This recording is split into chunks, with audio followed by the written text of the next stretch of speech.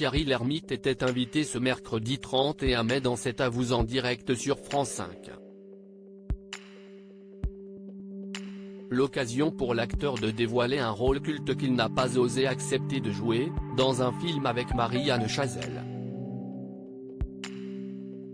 Thierry Lhermitte est actuellement en tournage de la comédie L'incroyable embouteillage comme nous vous le révélions il y a quelques semaines.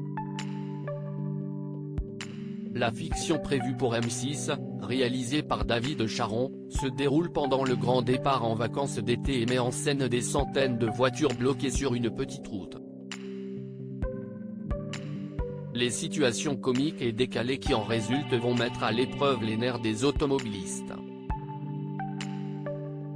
Le casting comprend donc Thierry Lhermitte, Miou Miou, Patrick Timsit, Armel, Vanessa Guide, Bruno Solo, Lionel Abelanski, ou encore Lucien Jean-Baptiste, et Gilbert Melki, et sera diffusé en fin d'année. Thierry Lhermitte, je vous le dis franchement, ça fout les jetons. L'acteur qui s'est fait connaître avec la troupe du Splendide était invité ce 31 mai de C'est à vous avec Patrick Timsit sur France 5. L'occasion pour l'acteur de promouvoir Sexygénaire, réalisé par Robin Sykes, où il retrouve son partenaire de Un Indien dans la ville.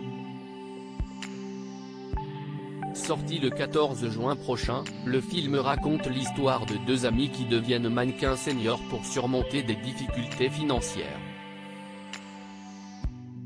Loin du glamour, ils prêtent leur visage à des publicités pour des produits tels que des monte-escaliers, des dentiers, de la colle pour les dents et des couches confort. Celui qui compte 50 ans de carrière au cinéma a révélé avoir refusé d'incarner Gaston Lagaffe au cinéma.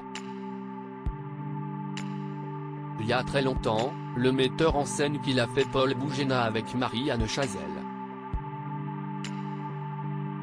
Je me suis dégonflé, je vous le dis franchement, ça fout les jetons. Si est un personnage mythique, aujourd'hui je sais pas si ça l'est toujours mais il y a 40 ans c'était énorme.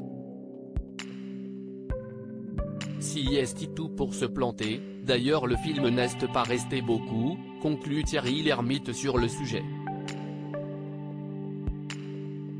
Fais gaffe à la gaffe.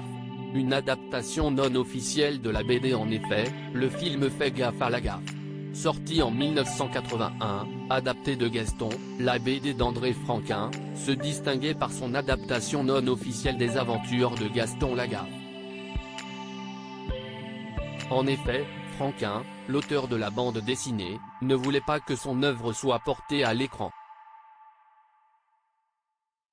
Cependant, il a donné son autorisation pour l'utilisation des gags et des situations de Gaston, mais pas pour les noms des personnages.